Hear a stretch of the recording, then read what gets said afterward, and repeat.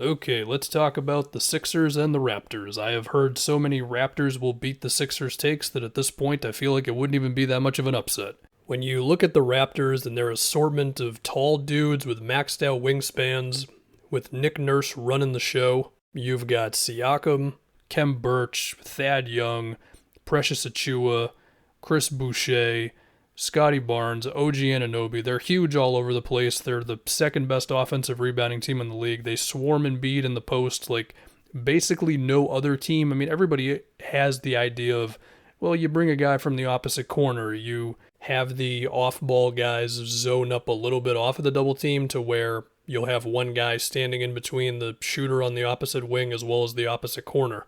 But the Raptors just do this better than most teams. Now, Embiid still has his huge games against him. He dropped 30 in the last game they played.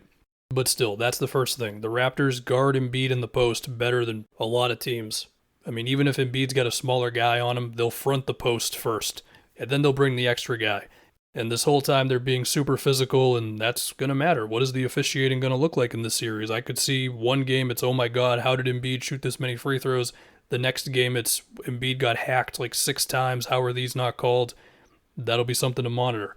The other thing is the James Harden stuff. And look, they've got OG Anunoby back, so if they want Anunoby on Harden, that's a bigger dude than Harden.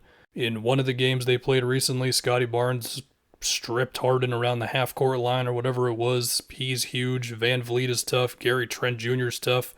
There's certain arrangements where they could switch Harden screens and they're not going to feel horrible about it. Maybe not Embiid Harden switches, although if anybody's crazy enough to do it, it might be the Raptors.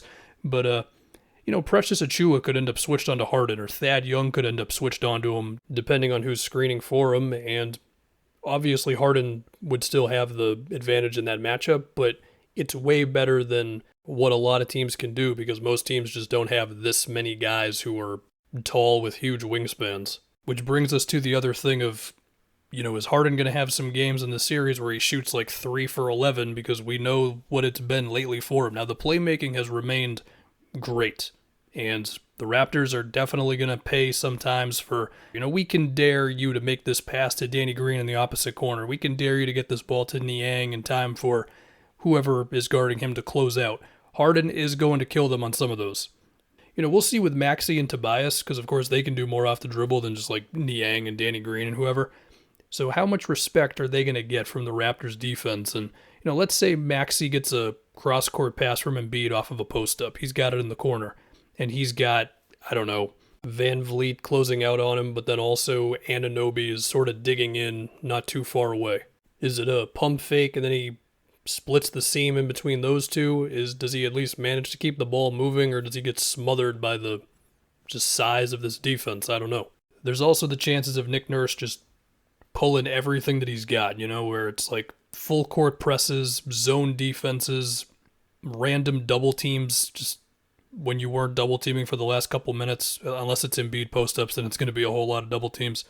So we'll see. As for the Harden Embiid screens, well, from what I remember in the last game, it was a bit of a drop, and then they had Harden's defender get around the screen as best as they can and kind of stay glued to Harden's back, if you will, while having somebody from the opposite corner come over and sort of dare him to make that pass. As far as the Raptors offense, well, speaking of Nick Nurse and how he's a madman, this team attacks the offensive glass like their lives depend on it. So Philly's going to have to be ready for that one. It can't just be Embiid boxing his guy out and that's enough. Not having Thibault for some of these games is going to hurt, especially when, let's say, Fred VanVleet is having not as tough of a time getting around a screen, which a lot of the time leads to a pull-up three. The guy shoots 10 threes a game.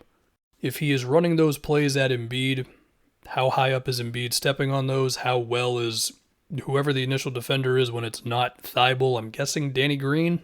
Just taking a guess here. Like, how well are you getting around those screens to where he can't just step into those shots consistently, Of course, Joel can get up there. He can play outside of the paint defensively. But do you want him taking a beating on the other end? Because the Raptors are going to throw a lot of guys at him in the post and hedging defensively all the time. I guess if you have to. The other thing I'm thinking about is how often will Embiid have the luxury of not really having to guard somebody? Precious Achiuwa, he shot 36% from three. Of course, he had that crazy pull-up three against Philly in that game they had.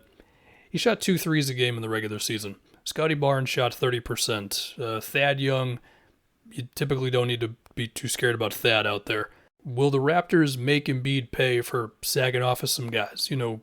Obviously you can run handoff actions. If he's ignoring, we'll say Thad Young again, well, then you can run something with Thad and Gary Trent or Van Vliet.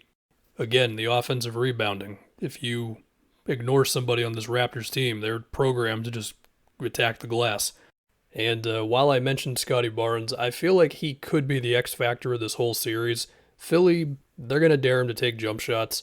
Scottie Barnes, he averaged 2 offensive rebounds a game. He also averaged 2 cuts a game, according to NBA.com, and they're very strict when it comes to what a cut is, so he really cuts like a million times a game. He does a lot of work in transition, especially when it comes to sealing off a defender, if he can get him underneath the basket. The one guy to go at there for him would be Maxey, but call me crazy, I think Scottie is going to attempt to power through a lot of these guys, especially in transition if he's got the ball. I'm guessing he's going to be screening for Siakam as well as Van Vliet at times. And if he can get a head of steam going to the rim off of those screens, then we'll see what happens. Again, I really think he plays a huge role in this, even if he's not going to be the leading scorer. I think the last big question I have with the Raptors is how can they get mismatches for Siakam? The obvious, of course, is setting screens for the guy because, he's their power forward, and sometimes their center, but he might as well be like their 2 guard sometimes with the way he's used on offense. So we'll see how Philly reacts if the Raptors decide to have guards and wings screen for Siakam. Also, if you have him screen for some of those guys as well. But even with all that, I feel like we're going to get some possessions where it's Siakam with Embiid guarding him, and it's going to be Pascal just trying to score on him. Like that did happen in the fourth quarter a bit in the last game they played, and Siakam did get him with like a couple pump fakes, spin moves, and all that stuff. So yeah, hopefully I covered enough. I try to touch on enough things without having these videos be super duper long. It sometimes gets tough in these playoff series. I think Philly will win, with the biggest thing being, besides that they've got the best player in the series, is I feel like the Raptors are going to have a little too tough of a time scoring with Joel protecting the basket. But hey, there's also the fact of Joel's not going to play for, 7 minutes a game or something. And also, I'm just not ready to do the James Harden is washed thing that I've seen on the internet. And look, if he really is just a worse player, this is not the team to go up against when it's just a million dudes with maxed out wingspans and they're all 6'7" and a great defensive coach. And we'll see. But again, I think Philly's going to win it.